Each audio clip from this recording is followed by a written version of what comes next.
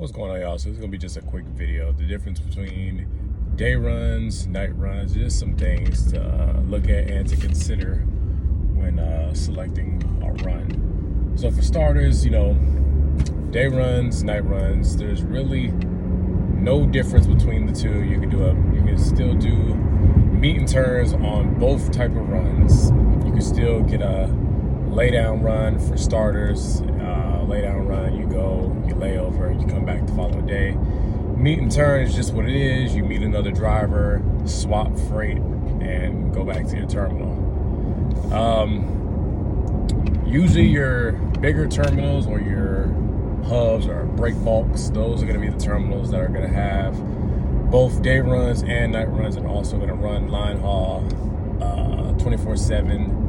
Either 5 days a week or 7 days a week. Reason I say 5 or 7, some terminals only operate Monday through Friday, and then some operate 7 days a week.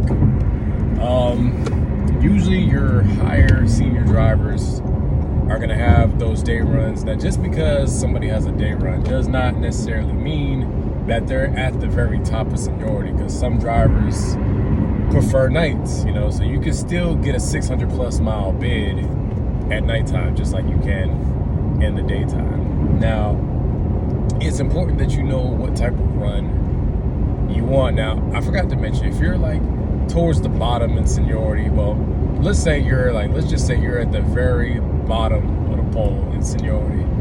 So a person like that, they're either gonna get the smallest bid that's available, or they're gonna be on the extra board, or they might just be like a vacation relief driver. They just fill in for bid runs, or if a terminal just has extra freight, they'll run that. But usually once you get higher up in seniority, when bids come around, you usually have an idea of what you qualify to get as far as runs go.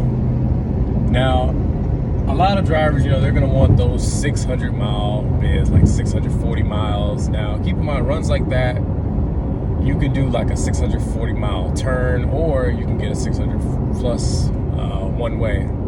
Now, with meet and turns, runs that are like up in the sixes, you got to be very careful with runs like those, because runs, like let's just say you have a 650 mile meet and turn run. Like a run like that, that's going to be that's a very tight turn, meaning there's really no room for error. So like, if your driver that you meet breaks down or whatever happens, you're gonna end up laying over. Now, some drivers don't mind that. Now, let's talk about meet and turns real quick. Keep in mind, runs like that, you're at the mercy of the driver you meet, because some drivers, they're gonna be on time every night or every day, and then there's gonna be some drivers that just don't care, and they'll have you sit and wait. And also keep in mind, with meet and turns, you do have the possibility to lay over. Let me give you a perfect example. I had last bit I used to run Tallahassee, and I would meet a driver out of Mobile. But one night, I didn't have anybody to meet, so I ended up going all the way to Mobile, ended up laying over, coming back the following day. So that's a perfect example.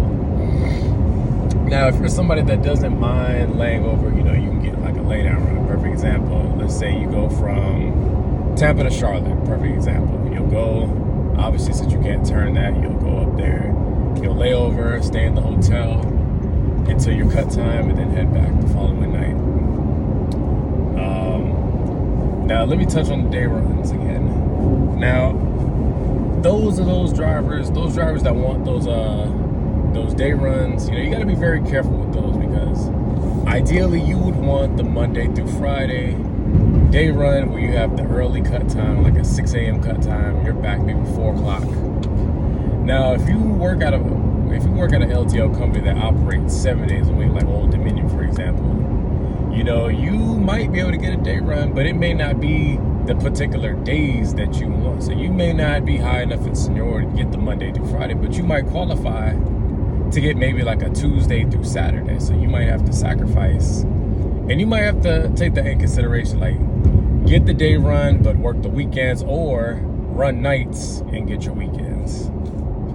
So there's just some things you have to keep in mind. That's where seniority plays a big role, you know, like the most senior driver. If he wants that day run, that Monday through Friday day run, he can get that versus maybe somebody that's maybe 5 spots down that has to get maybe a Tuesday through Saturday or a Monday through Friday night run, if that makes sense. So just some things to keep in mind. If I didn't already mention too, usually on the bid sheet, again, it's going to tell you the type of run it is, the type of freight you're hauling, and what the driver you meet is going to bring you.